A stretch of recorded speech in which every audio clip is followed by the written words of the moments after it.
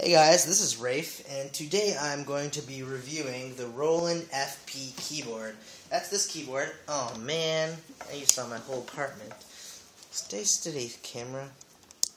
Okay, so I can do it while I'm just doing this. So you can see, this is the Roland FP5 actually, but I think, I've heard they're pretty similar. This is specifically the Roland FP5. I don't think they make it anymore.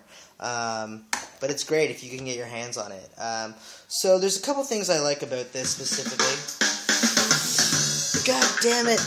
Not that. Stop! Okay, seriously, it's good, even though I had those couple problems. So first of all, I really like the keys. Sorry, I'll do a bad start. Let's keep it going.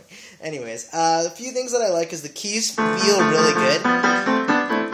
It sounds really good, but overall, I think there's really no keyboard. I mean, I tried out a lot of keyboards, and there was no keyboard I found that felt as much like a real piano. Okay, we're keeping this going.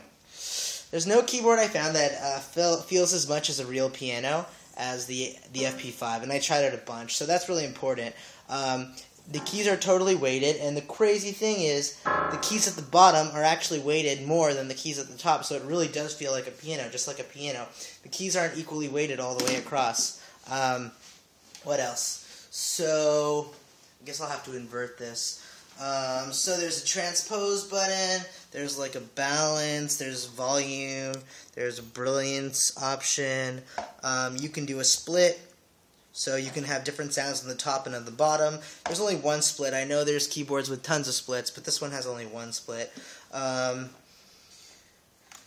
There's a transpose button, I said that. There's like a bunch of effects. It's not crazy on the effects, but it's okay. I mean, if you're really intense on the effects, it's probably not the keyboard for you.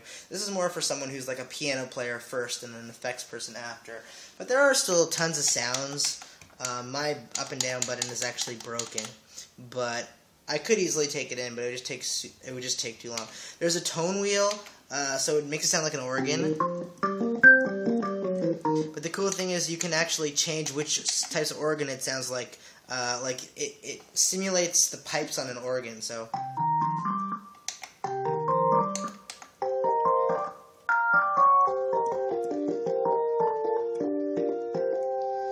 It's got this other stuff over here, like a metronome and like a recorder option. I don't really use it. I don't know what it does, really.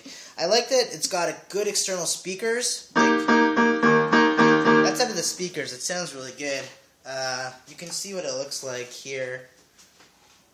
Like these speakers here, these speakers here. There's all these like plugs on the back. Oh man, if I'm gonna invert this is gonna be trouble.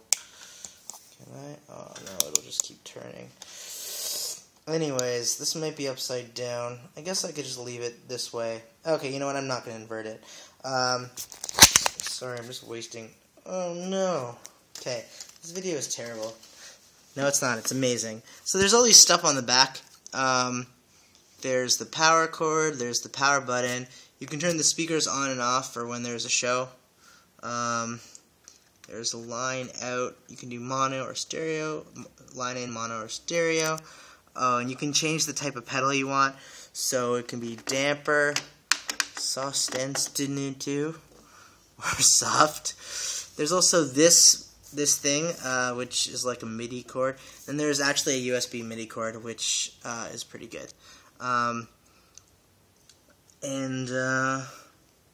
yeah, I guess that's it. I like it a lot. I've used it for a long time. Like I said, the transpose button up and down is broken, but besides for that, it's pretty great. I definitely recommend it. I give it, I mean, truth is I've only had this keyboard really, but I love it. So definitely recommend checking it out. Alright. That's it. See you guys later.